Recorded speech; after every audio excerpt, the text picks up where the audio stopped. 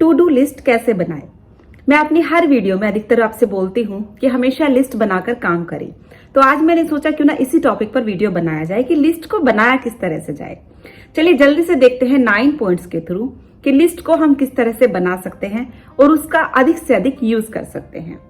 देखिएगा, first point, सबसे पहले आपको मेथड डिसाइड करना होगा कि आपको लिस्ट किस तरीके से बनानी है। मेथड बहुत सिंपल है।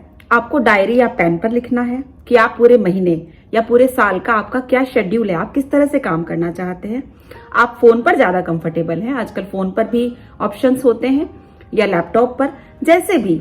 और भी कुछ नहीं, आपको वॉल पर चिपकाना है, एक लिस्ट बनाकर एक चार्ट बनाना है और उसको वॉल पर लगाना है। जिस तरह से भी, जो भी आपको कंफर्टेबल हो, मेथड चूज कीजिए। जैसे अगर मेरी बात करें, मैं अपनी बात करूं तो मैं डायरी और पेन में ज्यादा कंफर्टेबल होती हूँ। मैं डायरी में टू डू लिस्ट बनाती हूँ। सेकेंड पॉइंट, लिस्ट आप जब बनाएं तो बहुत ही कम शब्दों का इस्तेमाल करें।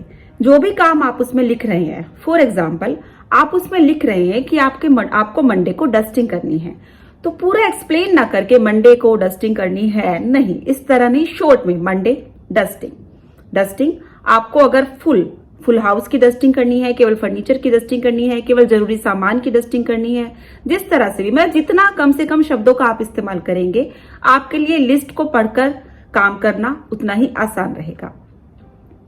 थर्ड पॉइंट, जरूरी कामों को लिस्ट में पहले लिखें। जरूरी काम आप देख लीजिए, आपके लिए ये हर एक का अलग अलग हो सकता है, किसके लिए क्या जरूरी काम है। जैसे अगर मैं बात करूं महिलाओं की, तो उनके लिए क्या जरूरी काम है। उनके लिए सबसे पहले बच्चे आ जाते हैं कि उनके लिए कुकिंग करनी है, उनको स्कूल भेजना है, उसके बाद घर के काम आ जाते हैं। जो भी जिस तरह की जिसकी प्रायोरिटी है, उस हिसाब से पहले जरूरी काम लें, उसके बाद ऑप्शन देखें कि किस काम को किस कैटेगरी में किस नंबर पर डालना है।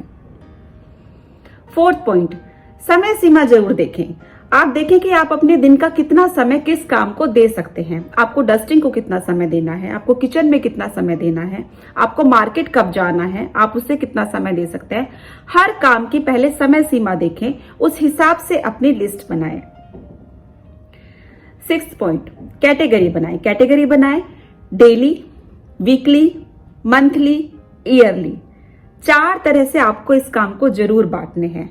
अगर आप इसमें ज्यादा भी ऑर्गेनाइज करना चाहते हैं, लिखना चाहते हैं, जैसे कि 15 डेज का या 3 मंथ्स का या 6 मंथ्स का, तो वो भी आप इसमें ऐड कर सकते हैं। एक छोटे से एग्जांपल से समझाना चाहूंगी। फॉर एग्जांपल मॉपिंग है, झाड़ू के काम, जिस तरह के सफाई के काम या कुकिंग है, जो डेली होने वाले काम है। वीकली आप कहीं की डस्टिंग डिटेल में करना चाहते हैं, तो वो वीकली में आ गया। मंथली आप कुछ ऐसे काम है, जैसे कि आपको डीप बाथरूम क्लीन करना है, महीने में एक बार।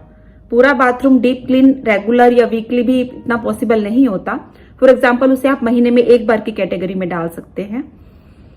मंथली, 6 मंथली, जो 6 महीने में एक बार होने वाले हैं। कर्टन फॉर एग्जांपल आप चाहते हैं 6 महीने में कम से कम एक बार आप अपने कर्टन को जरूर धोइए।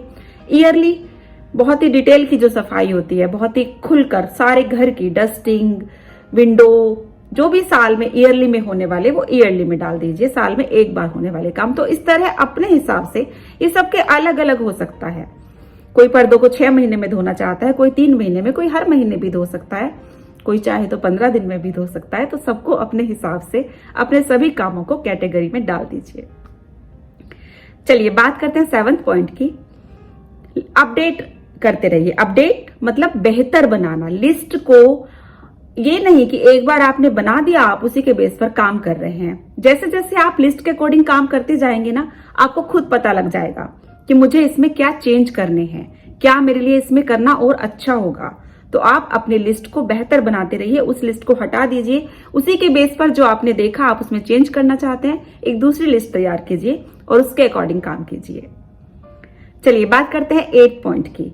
लिस्ट आपने बना ली और उसको बंद करके आपने रख दिया और अब आप लगे हुए हैं काम पर, लिस्ट आप देख नहीं रहे हैं, तो ऐसा नहीं करना है। लिस्ट को आपको हमेशा अपनी आंखों के सामने रखना है।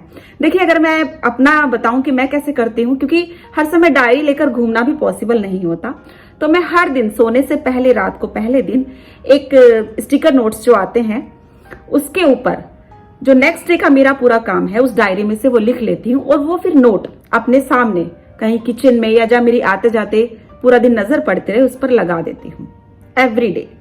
ताकि मुझे पता रहे कि आज मुझे ये काम खत्म करना है। तो इस तरह मुझे डायरी लेकर पूरे दिन घूमना नहीं पड़ता, उसे संभालना नहीं पड़ता। और वो स्टिकी नोट मैं हर समय कहीं भी रख सकती हूँ, उसको चिपका सकती हूँ। मैं अपने साथ बेडरूम में जा रही हूँ तो वहां लगा सकती हूँ, वहां के काम कर सकती हूँ। किचन में हूं तो किचन में, तो ये बहुत आसान हो जाता है।